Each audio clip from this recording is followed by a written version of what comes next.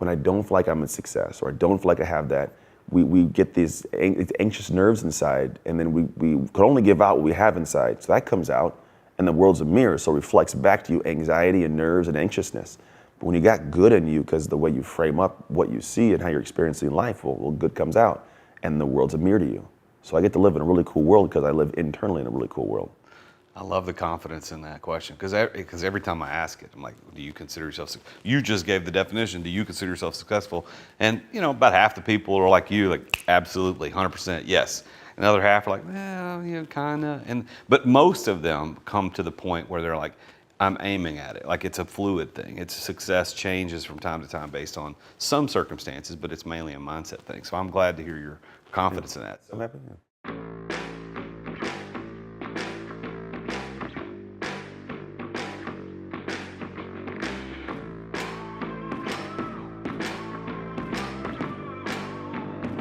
In today's ultra-competitive business world, being a successful entrepreneur or business owner can be very challenging. Fortunately, contemporary times have blessed us with resources for tackling those challenges and getting us to success more quickly than we could have imagined. Welcome to The Root of All Success with the Real Jason Duncan, a podcast that explores how the world's most powerful entrepreneurs grow incredible companies. This podcast looks at the 5 keys to unlocking success as an entrepreneur. A successful educator turned entrepreneur, Jason's mission is to use his gifts of teaching and leadership to help others get the results they want out of life. Join Jason every week and learn the keys to grow a truly successful business.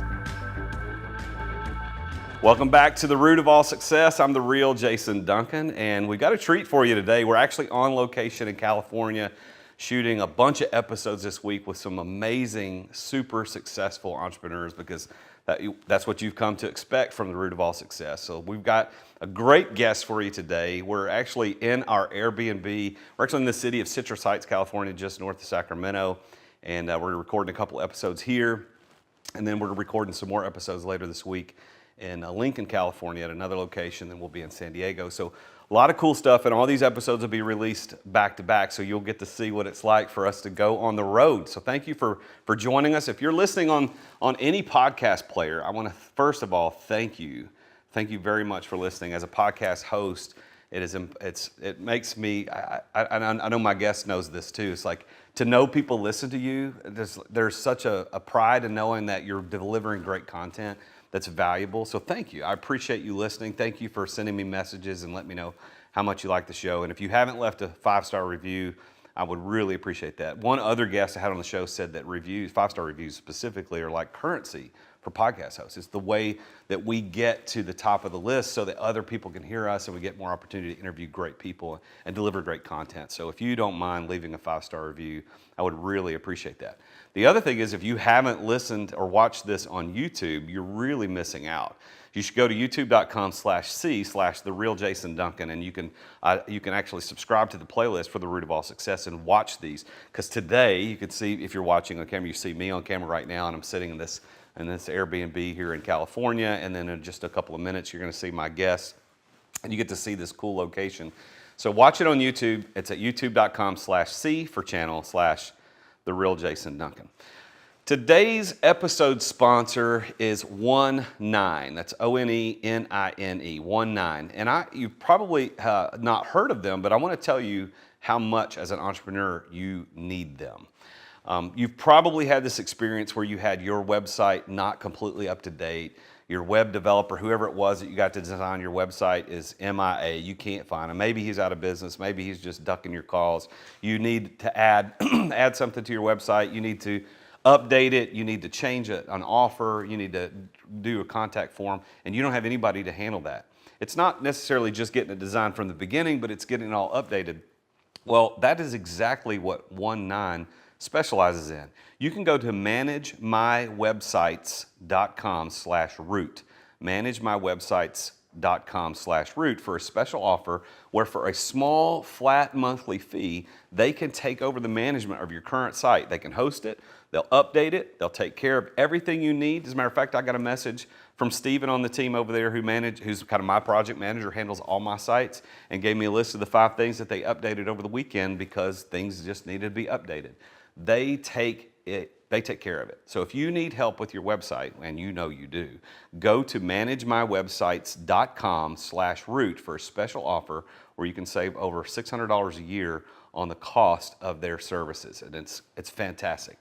So Nathan Ruff is the owner of 19, love that guy. He was actually a former guest on my show. So go take a look at managemywebsites.com/root. All right, let's talk about today's guest. I get to have some amazing conversations with people doing this show. And today, I'm really super excited about having this guy on the show today. He's a former foster kid turned NFL athlete turned serial entrepreneur whose specialty is making shift happen. And I love how that just that little play on words, making shift happen. He's got a couple of great podcasts. One's called the Shift Starter Podcast, which is a daily podcast he does just every day for just a short podcast to kind of get your day going. And then the Awe Shift Podcast, which is a longer form where he does interviews. And the guy is really infectious, like his attitude, his energy, his enthusiasm.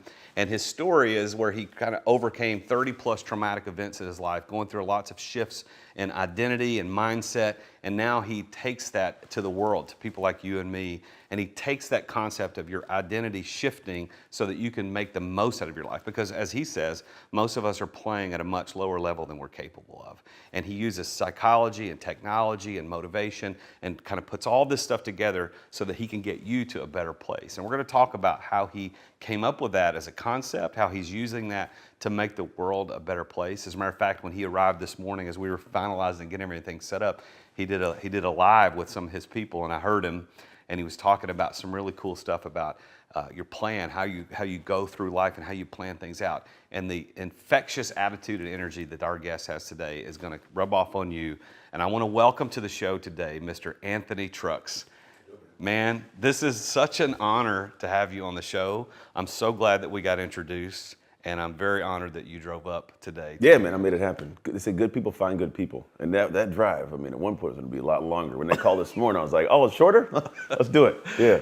Yeah, so we were supposed to have it up in another spot in north of town, further north from here, but something happened. I don't know what happened, but Well, it worked out for me. yeah. The Airbnb's nice, man. It works out. Yeah, we got a ping pong table right over here. Yeah, We can bro, go play. I can beat you later if you want. I mean, it's up to you. It's not hard to do that. So Anthony, like making shift happen. I love it. I love that. I think the identity shift, you got the book coming out. So how did all this get started? As an entrepreneur who's taken this concept of mind shift and making shift happen, like where did that originate for you? I mean, well, there's a whole backstory I'm sure we'll get to, but it came to pass on accident, which most great things I find do. I was sitting in a meeting. We were actually in Jackson Hole, Wyoming with a bunch of guys just all talking about business. And then at some point, somebody asked me a question about my business, which used to be Trust Your Hustle. And I ran through it and he goes, man, I don't like it. I go, what do you mean you don't like it? He goes, well, as I like it, there's a message and a messenger. The messenger is you. You could speak, talk, that's all great. He says, but if the message doesn't coincide and connect together, you lose the power of it. And he says, I don't think Trust Your Hustle matches what I'm hearing from your life story. He says, what I want to know is how'd you go through all of that? How'd you navigate those different shifts of your identity to get to this room? And that was where the seed was planted. And the concept of identity landed at that moment. And then it's been years of just digging into like textbooks and conversation and obviously looking at my life, other people's lives to figure like, oh, there's this golden thread that for some reason no one has kind of noticed that I could unpack and I could kind of codify, and that's what I've done with it. So when that started, do you remember what year that conversation happened? That was, I want to say like April 2017. Wow, so not long ago. I mean, this is a relatively new concept. Well, but I started in 2014, right? So I started the concept of what I do in 2014. I got into the realm, but I was doing this Trust or Hustle brand. The interesting thing, which is always interesting, is about 80% of what I'd been doing just kind of transitioned and married over to this stuff. It was no different. It was just the language around it was different. Because to like Trust or Hustle still is an internal thing. So like I didn't name an identity, but that's kind of what I was kind of going towards at the time without knowing it. So I didn't have to change everything. Like I actually kind of carried some of the same structure, same methodology over, and it all just seemed to work out. So yeah, it's if you really want to go back, it's like 2014. So we're like 7-ish years into it. I think for me, and I know that there's probably listeners that would also identify with my curiosity is that the NFL part of that. Like, so how did that work out? Because you were in the NFL for a while, but that's a kind of a part of your story. But really, you're the guy you are today more than anything you've ever been is telling people how to make their shift happen. But where did the NFL play in that? Like, where'd you go to college? How'd you get in that? Yeah, I went to University of Oregon, and I wasn't supposed to go to college. As a foster kid, like, that's not statistically in the cards. If you go to any prison in America, 75% of the inmates are former foster kids. So we're not statistically set up to do well. I think like half our homeless population or more, and then like less than 1% of us actually graduate from college. So numerically, college isn't in the cards. NFL is definitely not in the cards. But man, I went through that, and what I have garnered from those moments in time that I've brought forward are vastly more intangible than anything, right? So it's my ability to talk and banter, because every day you're in conversation, talking crap back and forth, or being able to show up in the moments when you feel like I don't want to do anything else, but like you have extra, like to pull that out. The hard part is most athletes, they don't know how to take it from the physical standpoint and apply it to like the mental standpoint. So that took a few years. But to be honest, the way that I show up now, the life lessons I learned in the game of football, even well before the NFL, those have carried over amazingly into what I do now, and even the concept of it. Like when I lost the game, I lost myself because my identity was wrapped up in football. So even like the whole concept and segment of like 13 years of my life has led immensely to the understanding of how I can do what I do now, and then also do it for other people. I didn't think about that, the identity of being a football player. And when you got injured, because I think your story was you had an injury where you couldn't continue to play, and then you dealt with this identity, what we call identity crisis. I had that same thing, and I know this show's not about me, but I think it's important to kind of give you perspectives that, for a long time in my life, I was the president and CEO of Energy Lighting Services. That's what I did. And when I decided to exit without exiting, man, I had a major, probably 5 months of, how do I introduce myself to people? Like, what do I say? I'm not the CEO anymore. Somebody else is handling that. How do I do that? So I can sympathize with that because I dealt with that. I bet that was tough, though, because your identity was not only in something you did, but it was like a physical, like you kept your body in a certain shape, mentally, physically. So how did you deal with that identity shift when you were no longer going to be an NFL athlete? The same everybody does, wrong? Yeah. and it's not about you, but you are a human, as am I. And these are not unique to us. It don't matter who you are. When you've been doing something for 2, 3, 4, 5 years, right, plus, you eventually have poured so much into it that you're not just the person who does that thing, but you are that, right? So it's like, I'm not just out here boxing, I'm a boxer. I'm not just out here, doing parent stuff, I'm a mom or I'm a dad. And so for me, what happens is one day, at some point in time, we will wake up, and whether by choice or by chance, right? Chance for my injury, by choice of I sold the business, right, I got out. You wake up and realize I'm not doing that thing and I can't. And then the question lays of, well, who am I? What do I do? Do I bring value to the world? And I think that's the heaviest question. And when I don't feel like I'm bringing value, it's like, well, why am I even doing anything? Why work hard? For football? Well, I'm not going to play in a game. Why work out? What's the point of that? Seriously, this is a common thought, by the way. So it's like, why work out? And then for you go to business, it's like, well, I don't know. I can work real hard. I'll be great in business. No, you won't. Like, you don't know anything about business. You just know how to work hard, right? So all these aspects are to tie in, and you eventually met with the fact of when I look in the mirror, nobody cares, not even me. And so you go down this dark hole of trying to figure out, well, who am I? And if you don't rebuild an identity somewhere, you're left with this gaping hole forever. What creates our identity in your mind? Like, what is that? Is it what we do? Is it how we feel? What we think? Is it culture? Is it nature, nurture? What creates the identity in someone? So what the identity is different than what creates it, right? So the identity is comprised of segments. There's actually 6 core areas that do float in a social, culture, kind of like racial identity, right? So who I am here in this country may not fit in a different country, right? But that's just different from who I am as a core. Now, how I build it is actually pretty simple. It's done through just habitual actions. Like, you are what you consistently do. We've all heard that. There's great books on it too. James Clear has a great book called Atomic Habits. BJ Fogg has one called Tiny Habits. They both reference the concept of do it until it becomes who you are. That's really how you do it. The problem is in our society, no one's thought about, well, what do I choose to do to become the right person? So we'll grab habits, we'll borrow things, I saw so-and-so ate this food and they bought this bicycle to work out and they started a podcast, right? And it's great they're doing these things, but over time, those things will have you become somebody. And if you don't think about the end result, you may do things that leave you at that middle age of like, oh, I don't know, who am I? What do I do? Well, my marriage is falling apart. Well, because you were following Susan's identity at work, because she's your boss, and she says, do this, you did that, and all of a sudden your life looks like Susan's, and Susan don't like her life either, you know? So what I look at is it happens through actions, but no one went and codified, well, what is identity really? What comprises it, and how can I go back and choose the right habits that will in turn become the person I want? When you identified that making shift happen or shift your identity, when you identified to not to be, I'm not doing that on purpose. That's just what it is. It's hard to get away. It's hard to do. It's in you now. I know. But when you identified that, was there a moment? And this is more of a selfish question because I had this kind of moment happen to me. But was there a moment you went, "Holy crap! This message like resonates so deeply with the people because nobody's talking about it." Yeah. Was there a moment when that happened? And if so, tell me about what that felt like. It was in the same time frame because I'm in this room. So I'm not like a big name dropper, but it was a phenomenal room I'm in, right? I could say a room, but it was actually in the woods in Wyoming. We just got done shooting shotguns for some like skeet shooting stuff. But it was Brendan Burchard, it was Dean Graciosi, Russell Brunson, Jeff Walker, Lewis Howes, Ethan Willis, Craig Clemens, Dave Hollis, like all these great guys, and we're all sitting there talking. Powerful room, you know? Yeah. And so we're all having this conversation, and Ethan was the guy that had made that statement, and everybody's like, yeah. No, Brendan says, no one's talking about identity right now. I was like, oh, and he's like, that could be a real good like dive in. He says, because the world nowadays, like that's a big conversation of people don't know who they are, where they fit. He's like, your story's perfect. He says, who else better to talk about it? And then you're like hit with like this like, oh, yeah, but here's the interesting thing. And it's with any identity shift, you have this realization of, well, if I take this new thing on, what happens to the old thing? And that was the internal conversation. So the way this business came to be was me pretty much saying like, oh, I'm gonna have to get rid of this thing I've spent time building, right?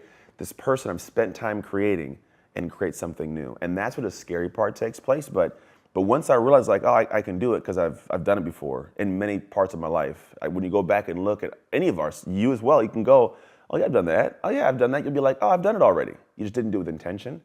And so for me, like, I was like, oh, this could actually be something that if people understood and it applies well, it can change lives. Wow, I feel like I should lay down on the couch and just let you ask me some questions because I feel like I could go through. Yeah. You could help me with this because I know that when, again, for me, when I decided to exit my business, and I didn't sell it, which is kind of my thing, is exit without exiting. Yeah. But when I did that, I had that moment of crisis of identity. I did not know how to deal with it. And you're right, there was nobody, I couldn't turn to anybody to help me through that. I've got coaches, and certainly they were very helpful. Because that's what coaches do. But had I known that you existed at that time, I would have reached out to you and said, listen, man, I've been the CEO of this company that I built, but now I'm not doing that. I want to go to this other thing, but I'm struggling. So Yeah. You're helping people with that every single day. So what's your main way of engaging with people to help them? Is it through public speaking or is it through coaching? How do you do that? All the avenues, man. I make myself known. So speaking is a big piece of it, right? But then I also do the coaching, and then we have corporate stuff we do. It's honestly, we have different channels of how we access people. Because the cool thing is, while we do have some niches of individuals we work with, it can touch anybody. Because everybody has an identity, right? At the end of the day, anybody can benefit from the work, but I can't go out to the world and say I help everybody. So realistically, we do best with entrepreneurs, business owners, those who are realizing like my next level isn't just what I know, but it's who I am with what I know. And like there's one part which is crisis, right? That's more of like reactionary. I'm in this moment of like, what do I do? And that's a heavy place for people. The reason most people feel like that when things have changed is because they haven't built another house to live in. I left this house and now I'm like this homeless feeling, but I haven't built this new house to go reside in. I did this thing, I had this piece, and it's like, oh, I left that, oh, where do I go now? And we sit in this homeless space as opposed to going and building a new house with skill sets that we already know we have from building this past house. That's one space of it. The other space is, well, I'm here, but I want to go to a new house. Well, maybe I don't leave this house and go homeless. I just build something new, and little by little, I'm just walking out and going to the next house. That's more proactive. Like, hey, I want to, I want to leave sports and retire and build this new business, right? That can happen, but most guys just retire and it's like, what do I do? I don't know. And we hang out, right? Or I'm going to go ahead and exit without exiting, and what am I going to do? I don't know. Like there wasn't an intention to leave. Wow. And so most people just, they run into those really weird purgatories. I think that I didn't realize this, but I think that you and I probably do need to work together, because so many of the people that I'm talking to in my coaching cohorts, my clients, their aim is they want to exit. Like, Yeah. but I'm teaching them this new ways. Like, you don't have to sell your business to do this. You can maintain that business. And a lot of people, like I had one of my clients, actually a very good friend of mine, he actually asked me, Jason, he said, exit to what? That was his question, which to me at the time was like, to whatever you want to do, man. It's freedom, whatever you want to do. What's that next thing? Yeah. But what was behind the question that I didn't realize until now talking to you is that this is an identity thing, man. It is, man. It's like, hey, I'm the CEO, founder of XYZ company, and yes, I do want to exit. There is something else I want to do, but It's clout. I don't know what the hell it is. Like, and my identity's wrapped up in what I've done for the last decade. How do I get to that next thing? Yeah. So what is your proposition? Is your proposition as a coach to move that person through that shift quicker, or is it more mindset? Like, tell me how that works. The idea is first you figure out who you want to be. Because the reality is most people don't take into account that what you have isn't anything more than what you've shown up as consistently. It's created this. So everybody's like, I want to have a new car and have this new thing. And I've got to the point of being very clear of like, all right, what's great. You have to, it's more than what you know, but it's who you are. Some people have the Midas touch. Anything they touch turns to gold. Why is that? Do they always have the skills or information or everything? No, it's who they were to figure it out. So they figured it out. And so the first thing I look at is, well, who do you want to be at the next level? Then we go back and say, okay, what are we going to do to build into that? And it's pretty much that simple. However, the understanding of the depths of it takes steps, because you have to, in order to build something, you got to know what you are right now.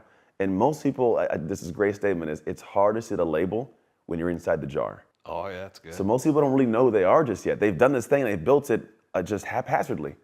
And we go, I want to be this person. And then they're like, okay, well, let's go do that. And then some of the stuff they have to do is different. The ego has to get pushed to the side. Hey, you're bad at communication. You don't show up very well here. You're a bad dad. These could happen, but people don't want to address that. And so when we start looking at what you want to have, you got to start looking at all the parts of who you'll be to have that.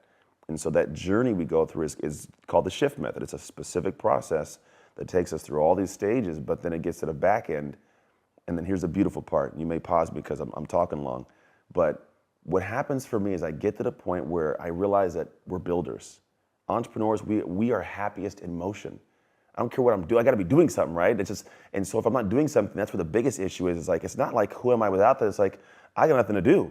And so if I can give you the structure so you can just build in your flow, like the magic's in the motion, the cool thing is you'll get to fall in love with your day again, and it'll turn into, over time, the person you want to be. Oh, that's so good, man. Listen, I was excited about you being on the show anyway, but now I'm like, this is gold. People I got a brain in my head, huh? this is gold. We're going to have to listen to this again. All right, now, so we know kind of what you stand for and what your identity is helping people move through that.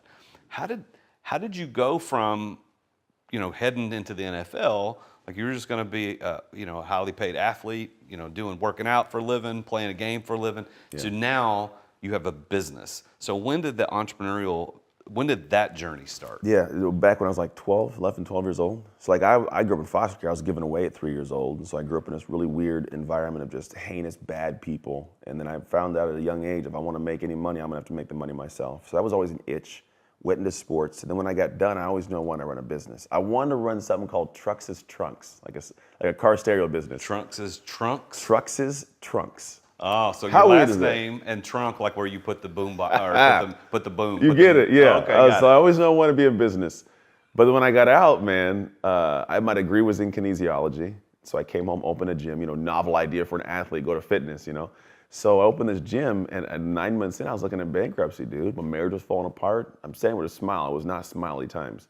But dude, life came tumbling down. Like I was out of shape, the business was doing horribly, I wasn't a present father, I didn't have my marriage intact, like everything was I couldn't play football anymore. So all that made me was gone. And I was in fact suicidal at one point. Like, man, if this is life after the game, I want no part of this. And so I was already in business, but like business didn't want me in it, we'll call it that. I was just kind of out there winging it.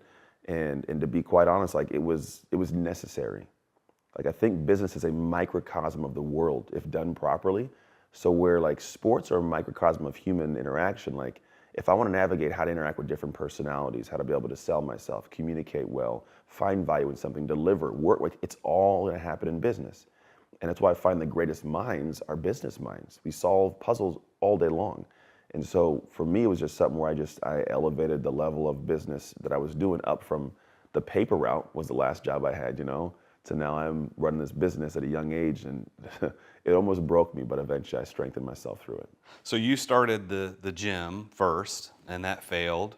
And then what was the next thing after that? The business didn't fail. It almost failed. Oh, okay. It So almost that's failed. No, it was clarification. close. I got to the point of getting landlord eviction letters, and I had 2 weeks to pay 4 times the amount of money I had, or I was going to go in the hole. And I hired a coach, and I sat with him. And it was the first time somebody peeled back the ego. Because to be honest, football is one part of an ego, but everybody has one. There's positive parts, right? The positive part of my ego is like go to practice, lift weights, right? Because I want to be like, I'm a football player. That's the good. The bad part was I don't need any help. I got this. I played in the NFL. And all of us have it. I call it everyone's greatest obstacle, EGO. And so a lot of individuals build these inside. And so when it comes time to get the help you need to grow, most of us won't give ourselves permission to improve. So we stay stuck in the same cycle. So for me, I was stuck. And then I hired a guy who broke the ego down and was like, hey, you suck at this. I was like, all right. And so I learned to do the things. Here's the interesting thing. I learned to do things that were out of character. Now, when we hear out of character, most of the time we think like, oh, it's bad, out of character. No. Out of character could also be in the direction of the right character, right? So my out of character was placing phone calls, saying I need some help with this, hiring people, getting more insight, getting more mentors, doing work I was never used to doing because my ego wouldn't let me, show myself as being weak. And so out of character was in the right direction of a better character, better identity. And so that was the kind of the big catalyst to me being able to be in business still, was just tearing everything down and rebuilding back up. So that coach, do you still have a relationship with that guy? I don't, no. It was, but he was pivotal at that moment to get you broken out of that identity into Yeah. something new. Mm-hmm. So is the gym still part of your business portfolio? Sold it in 2018, right before pandemic. Good for you. Yeah. And in California, nonetheless, right? Yeah, man. So you had that business for, when did you start it? 20, it was 2008. Yeah, Okay, so you had it about 10 years. 10 years, yeah. So that's a long time in the entrepreneurial world. Most businesses don't last that long. Yeah. So you almost died in it, like the business almost died, not you, but the business almost died in it, although you said you were suicidal at one point. Yeah. You pushed through, coach helped you do that, and you succeeded. What other businesses have you done besides your current coaching and speaking business? What other businesses? So there's always been different revenue streams. There's one I made. My wife's not a fan of this. I made something called Love Capsules, which is this interesting physical product that I have not marketed or sold at all. It sits in my house, and she's pissed, but it's such a cool concept. I may get around it. I'm built like this weirdly. I've done things with like T-shirts and apparel.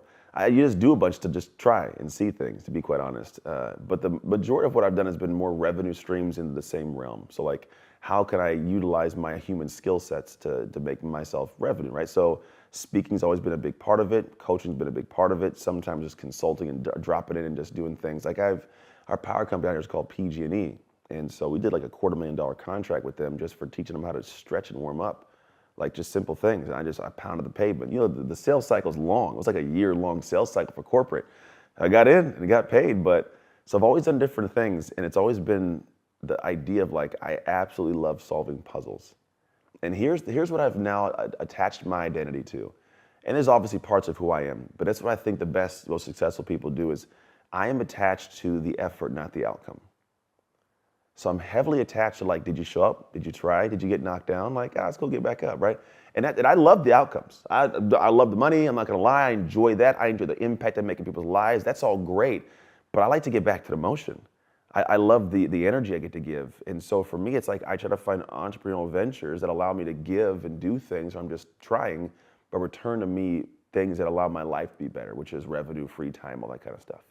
So that I've got another guy in my circles of influence who's a podcaster I listen to, and he's a sales guy. He coaches sales, and he says he talks about detachment, healthy detachment, and what he doesn't word it the way you did, but you said I'm attached to the effort, not the outcome. That's in sales. That's what a lot of salespeople, they get attached to the outcome and not the process, which they use the term process. You got to be attached to the process. You've got to make sure you follow your process. So I love that you're doing that as an entrepreneur, because I think as entrepreneurs we get too committed to that outcome that we visualize, and Okay, and what about your strategy just may need to change a little bit. You can still realize what you want. The strategy's got to change. You're unhappy the whole time too. I found that like there's this, I tell people you gotta fall in love with the day, not the destination. Because if me and you were traveling you came here, right? Let's say you're going from Tennessee and you're gonna come all the way to California. If you leave your house and the car's late and the flight's delayed and you're sitting next to a baby and you could have came to the nicest hotel in the world, you're gonna come with a bad mood and you're like, you don't like it. But if you leave the house, you get a limo, they upgraded you, and then you sit next to this amazing man or woman who had great conversation, and then like you land here, have a great meal, and then like they upgrade you to first class, baby. You can come here and it could be crappy. You'd be like, it's all right, I'm still in a good mood. And I'll find a better house, you'll do that because you're in a better mood. So most people live their day and I gotta get to the destination and it sucks the whole way they get there. And they get there and it still sucks. So I'm like, why don't you love the journey and then the destination will be great. And even if it's not, you'll still be happy inside in the process. Yeah, that mindset that you've got about what you're dealing with is so important.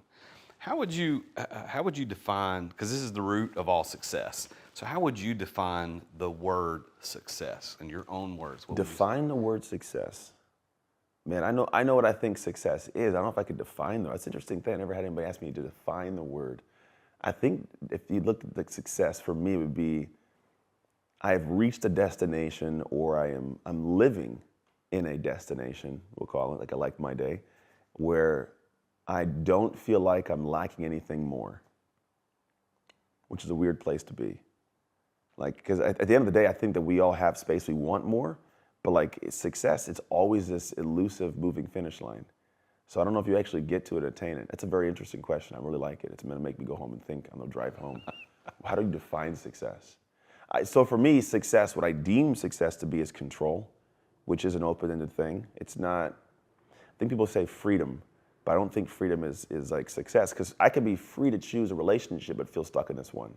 I can be free to choose a job, but like I can't move because I make this money, I have to do this job, right? So I don't like freedom, but control is a different monster. Whether it's control internally at an emotional level, if I can control my emotions so I can control my actions and control my outcomes, or if it's like I get to just control my day. Because what allows me to have control can vary. Maybe control for me when I'm living in, I don't know, the Philippines, right? On $100,000 is like, it's like having $100 million. You know, it's that I can control my life there. So that could be deemed success. But if I'm going off this arbitrary number of success is when I have freedom, it's like, but we're already in the space of freedom. So control, I think, is special. That, I ask every person on the show that question. I don't think anybody's ever would use the word control. That is very insightful. And I don't know if it seemed like you just came up with that based on your experience rather than you thought about it ahead of time. I've been asked before. But I love that because one of my overarching goals in life is to have complete freedom, to use the term freedom, over my time, energy, and money. And like I'm not backing down from that, but you've just made me think about it. There's a shift happening there in my mindset because it's not just freedom, it's control over it. It's like, and I think that's really, really that's good micro content. My editors need to pull that out. That's good. That's good stuff for you too, man. Well, so now with that in mind, if success is control over those things, do you consider yourself to be a successful person? Yeah, man. I can control. I mean, I love that. You adjusted my schedule. I can drive out here. I can get up in the morning when I want to get up in the morning. I can go to bed when I want to go to bed.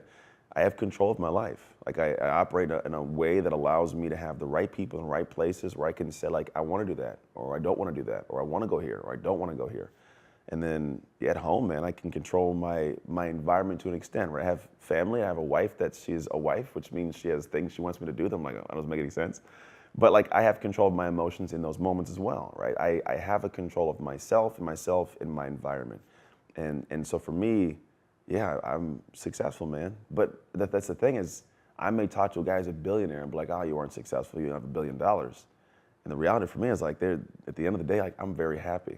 I'm very at peace, I'm very at ease. Now, do I want more in life? Yeah, but I'm not wanting more, diminishing what I have. I'm at peace. And so it allows me to show up in the world, enjoy, and then I get to enjoy a world that mirrors back to me what I have coming out. Because I think the problem is when I don't feel like I'm a success or I don't feel like I have that, we get these anxious nerves inside, and then we could only give out what we have inside. So that comes out, and the world's a mirror, so it reflects back to you anxiety and nerves and anxiousness. But when you got good in you, because the way you frame up what you see and how you're experiencing life, well, good comes out, and the world's a mirror to you. So I get to live in a really cool world because I live internally in a really cool world. I love the confidence in that question because every time I ask it, I'm like, do you consider yourself, you just gave the definition, do you consider yourself successful? And, about half the people are like you, like, absolutely, 100% yes. And the other half are like, well, kind of.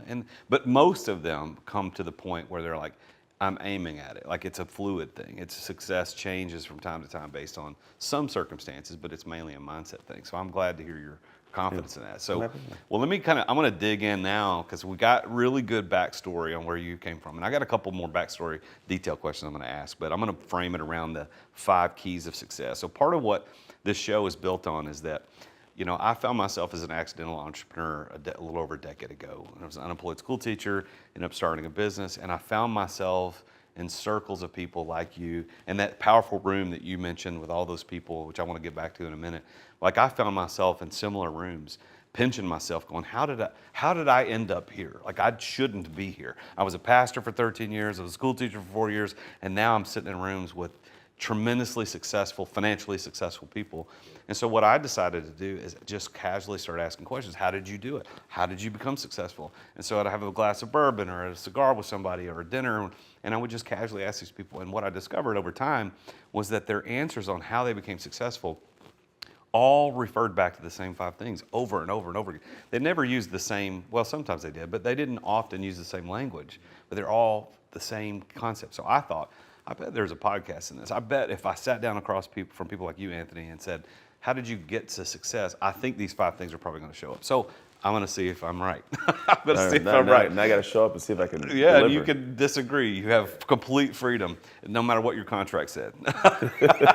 No, you have complete freedom and control over these answers. Yeah. So the first key to success that I found for all entrepreneurs, and I believe, and I teach my clients this, is if you're going to be successful as an entrepreneur, specifically as an entrepreneur, now it probably applies in other things as well, but it's passion. That's the absolute number one. And they all start with P, by the way, because I was an old pastor, pastor in a former life, so I got to make them all alliterate, right? Yeah. So it's passion is the first one. But most people, when I say that, Anthony, they think, okay, I got to be excited and have an emotional attachment to something. Well, that's not really what I mean, although that helps.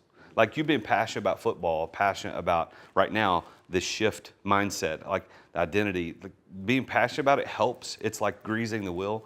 But what I mean by passion, and what I found in all these successful entrepreneurs, is that passion on the mental side, the word passion actually means willing to endure. So if you think about the passion of the Christ, he wasn't excited to go to the cross emotionally, but it was a commitment for a greater cause. Yeah. And so I think that every entrepreneur I've sat down with who's super successful had that side of passion. Do you agree that that's been part of your story, and how would you see that? Yeah, it's almost like an obsession that is, when you're around minds that don't get it, you feel like a crazy person. That's what it is. Because if you think about it, I just heard this language you just said now of like willingness to endure. The common person, because what we do is uncommon, let's just be honest, start there. The common person talks to me and goes, why in the world do you do that? You have no idea how much you're gonna make next month? No. And do you could lose it all if somebody said something bad, get canceled? Yeah.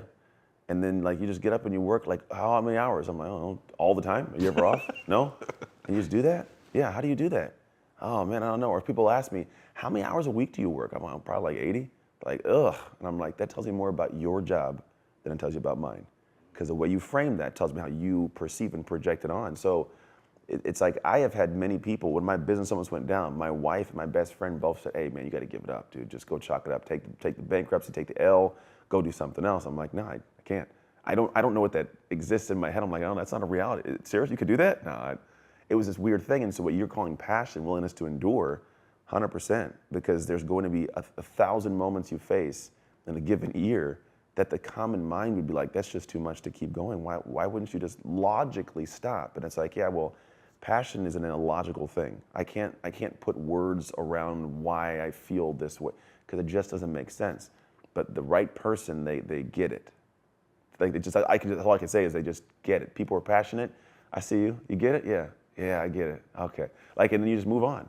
But those who don't are like, oh, you're crazy. So I would 100% agree. It's got to be passion, and the endurance part of it's a necessity. And you did that, right? Your gym, you were facing bankruptcy, you were facing eviction, and you endured because you could have given up. Oh, easily could have. The people closest to me told me to. My wife was like, give it up. My best friend, give it up. I'm like, no. And so then you start getting to the point of, If you'll do things, because also as humans, we want to be accepted. We want to be in our circles of friends, and our human groups are built that way.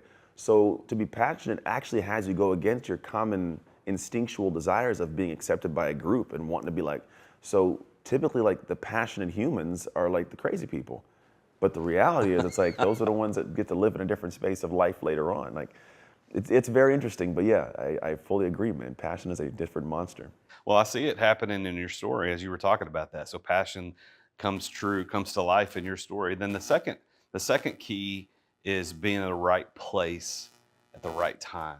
And I'm gonna make some assumptions about your story, what I've known about your story from today and when we talked prior to the show, is that growing up in a foster care system, although somewhat a negative experience for you, but that was really kind of a right place, right time for you because it led to you today. You wouldn't be Anthony Trucks, the major mega coach and speaker today, had you not had those experiences. So while that was a negative experience, it was a right place, right time. But it's not the only one. There was the right place, the right time when you got injured. Like, again, a negative experience, but led you to make the changes in your life where your identity changed and now you're pouring into millions of people worldwide to help them change. And then there are probably other places you can point to that's like, if that place hadn't happened, if I wasn't there at that place at that time, that wouldn't happen. So what do you see about Yeah, I think it's interesting. I think I agree and disagree. I agree because it is a right place, right time, but at the same time, you have to make it the right place. I love that. That's what it has to be. Because if you think about it statistically, I'm in the 25%-ish of people like that didn't end up in prison, right? Or the 50% who aren't homeless. So like, they were all in the same place, right? And there was no timing difference. It was the same thing. The only difference is what I chose to be the right place. And I think there's a statement of no moment has any meaning except the meaning that we give to it.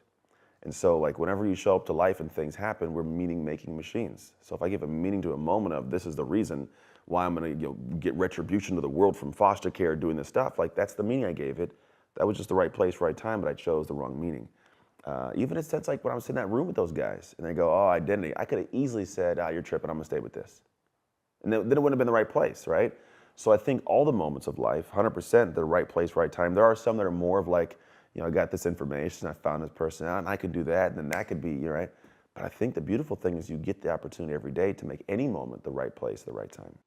Well, I love what you said there to clarify that because that's what most people do when they talk to me on this show is about you kind of make your right places. You're not in control of them, but you're in control of putting yourself in places where that might happen. So you weren't in control of being a foster kid. You weren't in control of getting injured. You weren't in control of, but you did make some decisions that built on all those experiences that led you to who you are, the successful person you are today. I'm controlling the meaning of it. Because Exactly. when you give something meaning, it pushes you differently, right? So if the meaning is, like I used to run 40s, when I do 40s for the NFL Combine, and the meaning of running fast was at one point fast time. Gotta run a fast time, right?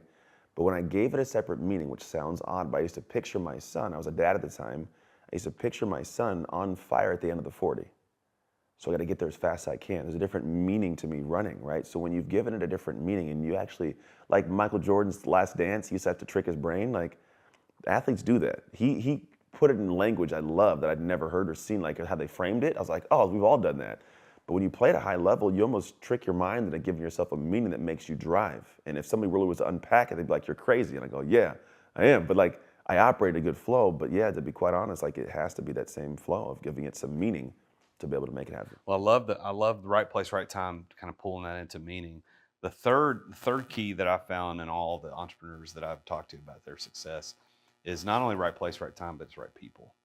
And so I think about your room that you were in, and which person was it that told you that identity? No, but who was it that said Ethan that? Willis. Ethan. So I don't know Ethan. Like some of the He's other a good names dude. He's I know, one of but the I don't know wisest Ethan. guys I know, man. But I think that, like, and I need to know Ethan. I need to know all those guys in that room.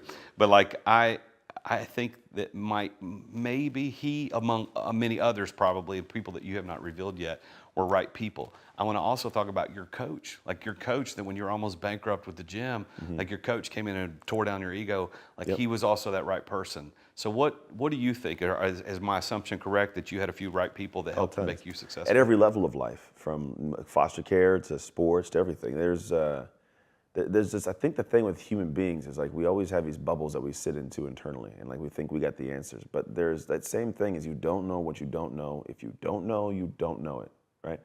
And everybody lives in this world of like, oh, I know. No, you don't. Like you don't. And I don't. I tell my kids all the time, like, I am not infallible, man. There's a lot that I don't know.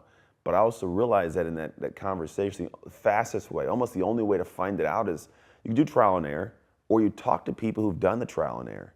Like, I think every day, like, it's weird. I drive in my car and I'm like, there are thousands of stories passing me every day that are probably gold for my life, but I'll never have the conversation. So I'm in elevators or I'm in doctor's offices, I talk to people. My wife hates it. She's like, what are you talking to people? Because I want to know something that I didn't know that before I walked in, right? But that's the thing is I've realized that people hold the key to all the success we want.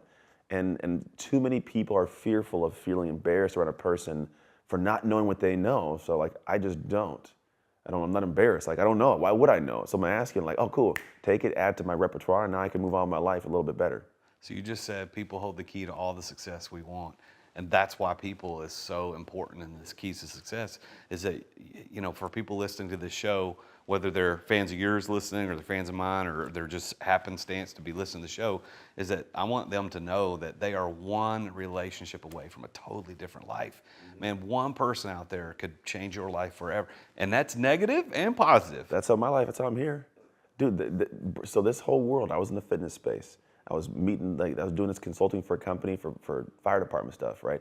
And then the guy says, hey, we're gonna film some videos and put them online. I'm like, what are you talking about? Like, that's magic. You don't do that. He's like, no, we're gonna do it. The guy said, Jadon Cherry. I go, Jadon, you're crazy. He goes, no, this guy, Brendan Burchard, does that. I'm like, who? And he gives me a link to this guy's Experts Academy thing.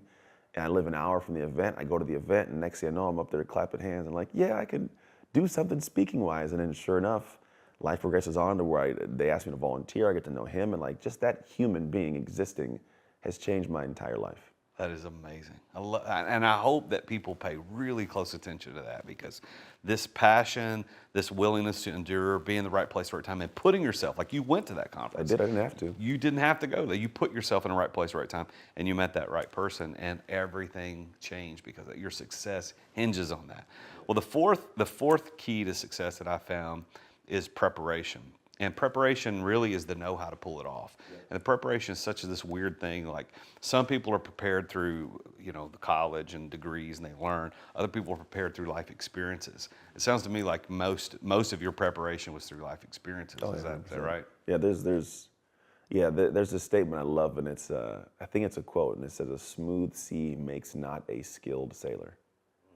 So like for me, like you said, all the stuff that happened as a kid, like I don't like it, but I appreciate it. Because it did give me a wealth of understanding and knowledge and like people skills and the ability like to navigate certain situations that if I wasn't in that experience, I would have never got the skill sets. It's kind of like saying, I want to be strong without going to the weight room, right? Life just gave me a bunch of weights so I could actually build the strength to be able to go out to the world later on and compete. And so for me, 100%, it's like that preparation has been a necessity. But also that's like reactive. I do proactive also. I put myself in situations that are super uncomfortable, or I navigate my day a specific way so people like they can't just get into my day and mess up my dreams. But preparation, if you don't have that, you'll be getting up and hoping that your energy you have today will drive you to the destination, and that's a problem because what happens is at some point you're going to wake up and not have the energy, and it's very easy to talk just you out of that position to go do something else. So you bounce around shiny object syndrome because no one's prepared, no one stays the path, and it's a conundrum sometimes. I don't know why this thought just came to me, but do you speak or do you have opportunity to speak to groups of foster kids in the system?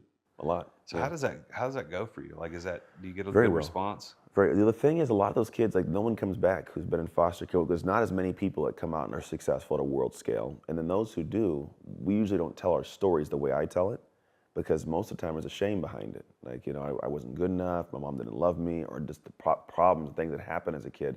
So most of the time it's the shameful behind the scenes nobody hears about kind of thing. But there's so many of us, right? And I think for me, like the ability to go out and talk about it's been a massive difference. So I do it a lot. You won't see it on social. It's not done for me to like, hey, look at me world. Majority of the time, it's done for that demographic, for those kids, and for my heart. So yeah, I do a lot of it, but you asked the question because you don't see it, because I don't want you to see it. Yeah, well, I was just thinking about, like, my wife and I were foster parents, And we had some good experiences and we had some bad experiences. But I know that system is so broken, and it's not the kids' fault. They deserve better than that, but they're getting as best that the system can provide, But if they can hear and look to somebody like you who's super successful, because I think too many of us, and I know that you would probably agree with this, is that there's this victim mentality, which is an identity problem. This victim mentality, these foster kids growing up like, hey man, I'm gonna age out of the system, nobody loved me, I got pushed around, blah, blah, blah, I'm just a loser, and then they end up doing drugs, and they maybe homeless, they end up in prison, but that's not an excuse. No, man, and there's to be not an honest, excuse. I tell these kids, and this is for anybody, you don't have to have gone through foster care to get this lesson. At the end of the day, it's a superpower, man. Because I find there's a lot of adults around nowadays, and things happen, and all hell breaks loose for them. And they have a ton of responsibilities. They got a mortgage, they got a marriage, they got kids, they got bills, stuff, and they fall apart and everything comes tumbling down. And the biggest reason is because it's the first time they face true hardship. And so for me, it's like, man, I faced true hardship as a kid because the biggest issue is the emotional. If I can't control my emotions in the middle of a tornado, like I fall apart, I shut down, I tuck away, I get angry, I push people away, right? Because my emotions are off. I dealt with that when I was like 3 to 14 and then beyond, right?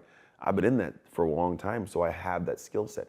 And while I did it younger, some people, they have had it at 20s, they had it in their 30s. They've had those moments, but they're looking at them as if they were detrimental or negative or shameful. And I'm like, no, man, those are the weights. Like you've survived 100% of those days. You get a ton of strength. Lean into that as opposed to make an excuse of why you can check out. Make it the reason why you do well. And man, life is lived much better. And I don't know, how long have you been doing that speaking of foster kids, how many years? As much as I can, man. I started out with like juvenile halls back in like probably when I was talking 2010, 11. I started just little by little built up, and then we do a lot. I sit in the board of an organization called National Angels. So I do a lot, but it's not a prominent push to the world. Now there's discussion of like, well, maybe you should do more of it so the world sees more of it. But I don't want it to be something where people go, oh, the foster guy doing stuff for the foster kids, let's help them out of pity, if that makes sense. Because I do feel like I walk in a room sometimes and they hear the story and they like, it's almost like a pity feel. And I'm like, I don't think you get it. I'm a monster, bro. Like I will outdo you in your world. Like I don't see it as a sad part for me. That's a strength, that's an asset to me now. So I don't push out to the world as much, but I do a ton for the organizations that need me. Well, I appreciate that. And I think that's the true kingdom work for those of us who follow Jesus, like the kingdom that he's building. And I love that you're doing that because those kids deserve it and they need it. And I'm also, I asked the question, so you didn't come out and talk about it, but I wanted to know what was going on there. And I appreciate the humility behind kind of keeping that on the down low, because that's not why you're doing it. And there's so many people that do that, and the only reason they're doing it is because they get props for it. So. Yeah, I mean, there's a positive to it. There's some benefit in doing it, just it's not for me. Yeah. But yeah. So the fifth key to success, and this one I know you believe in because I heard you on your live before we went on there. You used the word plan. Yeah, so plan, this thing's like, what's your strategy to make this thing happen is one of the keys to success. And it doesn't mean a written business plan. Like out of all the people I've ever interviewed who are super successful entrepreneurs financially, I would say probably less than 30% had a written business plan. So that's not the indicator for success. Like, so congratulations, you wrote a 32-page business plan so that your banker would give you money. That's not an indicator of success. But what a plan really is, like, how are you going to execute this thing? Hope is not the driving factor. Like it'll keep you motivated for a little while, but it won't make you successful. So what was your plan to make all this work so you would be successful? So we did a plan years ago when I first had a business. I was like, I got to do a plan. And I realized like it's pointless because the plan you don't even use it most of the time. That's it sounds good, right? I think that the thing for me is planning is the only way I operate smooth. Like I'm good at showing up and doing the work. Like when I played football, coach had a plan for the day, game plan for practice. I just showed up and I could put my energy into it. And when you leave the game, you don't have that. And that was the biggest hindrance for me, is like, how do I succeed? No one's writing my plan for my life. So to learn how to do it for myself. And so when I learned to do it, then I could show back up and go to work. And so you're right, like the plan is the most amazing piece, because if it's in place, I can run fast without question. I'm not worried about whether it's the right place or the wrong place, or I'm going the wrong direction. So for me, when I think about plan, it's like, I need to be able to operate in a flow of just sheer instinct and just flow, but I have to have spent time creating in advance. So it's almost like Dr. Jekyll, Mr. Hyde. I'll sit back and I'll plan my days and my weeks, and I'm 4 weeks out from my life at all times. But that thing allows me to say, okay, those are my guardrails. Now when I show up to the day, I sprint. And then I can do it without getting drained emotionally, without getting burned out, because I'm like, I'm doing it. But I also have a plan of like, how do I keep boundaries? How do I keep the outside things out, inside things in? How do I check the plan? How do you navigate and make adjustments periodically? But dude, without that plan, you are literally running yourself into a wall. It's almost inevitable. I've coached many people. A lot of what I do is planning for the identity. So how are you going to become that person in any way without a plan in place? Because here's the thing, you'll wake up and you'll just go off your feeling. And for me, what I've come to realize is, I've kind of got through all this. This is the statement you got to anchor with is, my life needs to tell me what to do today. That's it. My business has to tell me what to do, because if not, it's not a business, it's you doing things. My life has to tell me what to do today, or I'm not going to be a good dad or a good husband or a good coach, right? I have to have a plan in place in front of me that's telling me how to live in line with what I planned. And if I get up and I'm the one in charge of that, I will at some point ruin it, because I won't feel like it, I'll be too tired, whatever it may be. But if that's the plan in place, I show up and do that, I may not feel like doing it today, but it's going to get done. And then it does, and I feel like more of that person, I get more of the success. So I love that your story incorporates all 5 of these keys to success, but what else, is there some other key to success that you don't see that attaches to one of those 5 keys? Peace. Peace? Oh, I got a 6P. Peace, man. So what's that mean? Man, for me, everything I do has to operate in a sense of, like, I'm a football guy, right? Peace wasn't part of my life. It's chaos, and you understand how to operate in it. But for me, the ability for me to be here and have levity and be in joy I got stuff going on, and everybody has stuff going on, but like, I got peace, man. When you have that, it allows you to do the work necessary to endure at a level. I don't think enough people have or seek or create peace for themselves. And that, I think, is a testament to them only being happy at the destination. Because I am in love with my day. I love meeting new people. Like, you guys love hanging out, like just doing this. I love the idea of driving my car and listening to music. I got to listen to some songs I've been wanting to listen to for a while that I haven't had a chance to, or audiobooks. Like, I love it. I find ways to create joy in moments most people would not like. And so because I do that, I'm creating peace actively. Therefore, when I show up to my days, I'm doing things in joy so they don't drain me. So I'm actually filling my cup as I pour it out. And that's a space that I find, like, the most successful humans I've met and my version of success, who are in control, those people got peace. I love that. I love that a lot.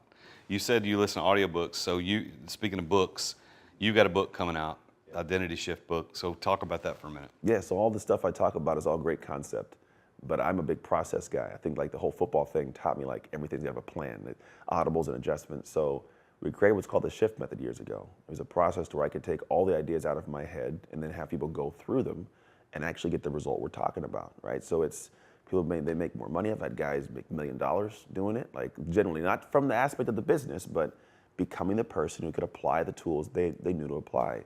People lose a bunch of weight, fix marriages. It's very cool what happens on the back end of it. And previously, the only way to access it was to go with my coaching programs, because I can tell you on a stage how to do it, but you really want to do it, you got to kind of go into a coaching program. So I was like, what if I just put in a book? And it wasn't even it was actually, I'd been writing it slowly, and a publisher came along and hey, it's time to put this book out. So the book was one where it's the process, but also the concept. I needed people to understand why identity is so important. So the book breaks down the concept so you go, oh, wow, I didn't really get how important this was. And then now that you get it, here's how you do it. And the second half is all process and the shift method. All right, so the book is coming out as of today when we're recording. It's not out yet, but it's coming. And you got a special offer for listeners to The Root of All Success. So they can go to identityshiftbook.com. Yep. And if they use the code ROOT, as in Root of All Success, what do they get? You get some cool stuff. So for me, I wanted to give a lot of it. Because again, this is not like, I'm not an author. I'm not J.K. Rowling. My money isn't made in writing books, right? So I was like, I want to give as much as I can. So you go to that website, you get the book, put the code in, and then what happens is I'll send for free the audiobook, because I'm an audiobook guy. So if you want to hear my voice talking through it, I'll do that. There's also a digital book for those people who want to, like, put it into their Kindle and read it that way. And then what I did is I made a workbook. And the workbook's the most important part for me, that I think is the most beneficial to people, because what you read, it's like, great, I read that, but we'll read and we'll move on. And then you only retain a small percentage of it. The biggest thing is called increasing cognitive rigor. So I made a workbook that takes the stuff from the book and puts it into a place you can work through it, So you actually ingrain it, you do the work, and you actually see it show up in your life. So identityshiftbook.com. Use the code ROOT, and you can get access to Anthony Truck's new book, Identity Shift. And I mean, I want to get it because I think I got a copy for you here. well, that's awesome because I mean, I knew this is what you did, but this is why I do these shows, man. It's like I get to sit across. It's like I get to sit across from you, man, and you get to tell me this stuff, and I think, man, how blessed am I to get to meet people like you and sit down and have this conversation. So thank you for that. Welcome, man. I want to ask you this one final question, and this is for the benefit of the listeners. So the listeners to the show are usually entrepreneurs, or they want to be entrepreneurs. They're trying to figure out how to get there, or they've considered it, but they've got a 9 to 5. They're okay with it. But like that person who has not yet made that decision to shift, to use your phrasing, to shift into that mode of entrepreneur, what advice would you give to him or her? Man, first off, get around people that are like us, because the biggest thing that I found people who don't want to like step in is like there's still a space of unknown, and so people's a big piece, right? If you get around the right minds, they'll tell you ways to go do it. They're not going to be like, just go do it, figure it out. They don't always. They'll give you like, oh, go try this, call this person, say this, and it's like that one little bridge. If you get around the wrong people, they'll talk you out of it. They'll play to the side where you already want to be, which is safe, right? And so if you want to step into that space, get around the right people. And then the biggest thing, man, is it's kind of like this thing where you kind of have to build it slowly. Like if you're in that in between, it's the same thing as the house. You have your career, you have your 9 to 5, you have your job, you've built that house. You don't want to be homeless. You might literally be homeless that way, right? The idea is to say, how can I build something in that separate time? Because nowadays you could build anything. I was watching a Netflix documentary about a guy who became a kingpin in the drug world in his childhood bedroom. You know, like you can do anything nowadays. So build it slow, and then what I tell people is build it to where it's making revenue and it's doing what it needs to do to where the only factor of what it needs more to grow is time. So when it becomes time, there's systems in place, it's processed, it's running. When the only thing you know it needs to scale is time, then you can make that jump. Because now you're taking the time given here to the time here, and this will actually turn into more revenue later on. But if you do it right, get the right people in your kind of pocket, and then build slowly, let your current job invest in your future business, man, then you have something special to build. Anything you want to kind of leave, just final parting thoughts to the listeners about your success and how you got there? My success and how I got there, man. There's literally too many things. I think at the end of the day, it's the human relationships I have. To be quite honest, those are the things that matter the most. My marriage, which we didn't even cover a lot of that, but we were high school sweethearts, had 3 kids, divorced, remarried, have an amazing marriage now. I have kids that I love. I have great friends. Like the relationships in my life, everything that I've ever accomplished has always been the greatest because I got to share with those people. And at the same time, and all the hardest things were because of those people. It's weird how it works out, but when you focus on the relationships in life, everything else comes to pass positively. In my experience, when I was in the down and outs, I borrowed joy from people. I go around them to just hang out because I feel better about myself. When I was, in Toronto, I was doing really well. I felt better because I could give back in different ways, right? So it's just the dynamics of human relationship. That's why we can do this. Yeah. I can actually make vibrational noises that your brain is getting, and we're having, I'm like, this is what we're made to do. And so many people, they lose sight of that. And then everything else is a means to their internal end, but really it's this. Well, I told you that was the last question, but what you just said made me remember. I forgot to ask you, how did you get into that room with those guys? That was a powerful room. Like, how did you get in there with those guys to even have that conversation that shifted your identity? Yeah, it was relationships, man. It's a great ending to it. That's what made me think of it, because you were talking about relationships. So I was in that room, and this is the real roundabout way. In the room, in the back of the room, I'm having this conversation. He makes you break. You get in groups and tell your story. So I get in a group, tell my story. There's a girl in the group named Cammie, and Cammie didn't know who she was. I know her name because of this reason. So later on, I'm in the hallway walking. Some lady stops me. Says, "Tell me your story." Right? Like, oh, I'm happy to say, here's my story. I tell her my story. Cool. She walks away. I hear nothing of it. I went to like 2 more events, and then later on, someone goes, "Hey, do you want to volunteer?" And I go, "Yeah, but why would you ask?" They go, "Well, the first time you were here, Cammie, who happens to be the fiance of a guy named Jeremy. Jeremy is Mel's son. Mel is Brendan's security right-hand guy. Like, he's at every event with him for the last 15 years. And so I was like, yeah, I'll come volunteer. So I went and volunteered because I heard this cool story. She could have been in any other group, wasn't my group, you know what I mean? So I'm there, I'm hanging out, I'm doing my thing. I'm just there to show up and volunteer. Well, little by little, like, hey, do you mind, take Brendan back to his room? So I talked to Brendan, meet him, a little briefly. And then over time we get to just kind of talk because I'm volunteering at events. And then he's like, hey, you have anything fitness-wise? I had this thing called Gym in a Bag. I was like, yeah, I got this thing I made when I was doing my fitness stuff. He goes, let's make it. So we make this thing called High Performance Workout. It's a gym in a bag. And so I made this whole thing, and then we ended up selling together. And the more I got to talk to him, the more he realized there's a deeper story than just fitness for me. And so it turned into him inviting me along to his mastermind with the groups of guys. And then it's just turned into some crazy cool connections over the years. And I spoke on his stage, and I've earned every stage of my stuff, if that makes sense. Like, I had to get skill sets and develop and build, because that guy ain't put you in front of his people if you ain't dope, you know what I mean? So, but that was it, and all it was, to be quite honest, I've never shown up trying to get something. I've tried, like, how can I give? How can I serve as people, serve as environment? How can I serve anybody? If you give, the world reciprocates. You get things back in return. I love it, man. Well, Anthony, thank you so much. This has been an honor to talk to you and hear your story. I appreciate you driving here today and being a part of this. And I know that what you've said is inspirational to people out there. It is to me, and I want to do more with you. I want to dive into your world a little bit and get to know you. Maybe we can do some stuff in the future together. Never know, so, man. Thank you. Very welcome. Well, there you have it, guys. This is another example of these 5 keys of success and how they show up in people's lives. And you can access your success using those same keys. Those keys unlock the door the same way they would unlock the door to this Airbnb or the door to your car. Like, the keys, if you use them properly, will get you where you want to go. And so these keys of passion and right place, right time, knowing the right people, preparation and plan can be yours. You can use those keys. Now, one of the things that Anthony talked about is how imperative it was and how it shifted his identity and shifted his life by having that coach that helped him see things differently. And I love the analogy he used, like, you can't see the label when you're in the jar. So it got him out of the jar. Having a coach got him out of the jar so he could turn around and look and go, oh, wow, there are things in my ego that need to be broken down so I can get to the next level. If you would like a free coaching session with me, I do one free session every single week. And I do this because I truly believe that entrepreneurs are the ones that change the world. And so, of course, just like Anthony, I do high-ticket coaching, I do group coaching, I do some one-on-ones, and I do some speaking. But one of the ways that I give back is I just do this one free session a week. And I only do one a week, and it's one person. It's the real Jason Duncan with a real entrepreneur working through a real issue. So we go through one real issue. And if you want access to that, you can sign up for your free session at therealjasonduncan.com/free coaching. So go to therealjasonduncan.com/free coaching. My team takes a look at all the people that send in that application every week, and we pick one person, and he or she, no matter who they are around the world, we spend that one session with could be you, going through one issue to get you to that next level.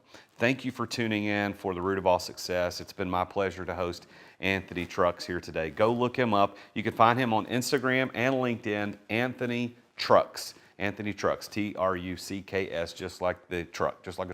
So Anthony Trucks, just look him up on Instagram. He's got some great video content. I have envy over his setup in his studio when he does his videos. It's fantastic. It looks so great. So go find him there. I will see you next time when we get together to talk to another super successful entrepreneur about his or her journey to success. I'm the real Jason Duncan, and until next time, remember, Jesus is King. Thank you for listening to another edition of The Root of All Success with the real Jason Duncan. If you've enjoyed this week's episode, we invite you to visit therootofallsuccess.com to access the show notes and other helpful resources. Take charge of your business. Grow it from great to incredible. Join us again next time here on The Root of All Success.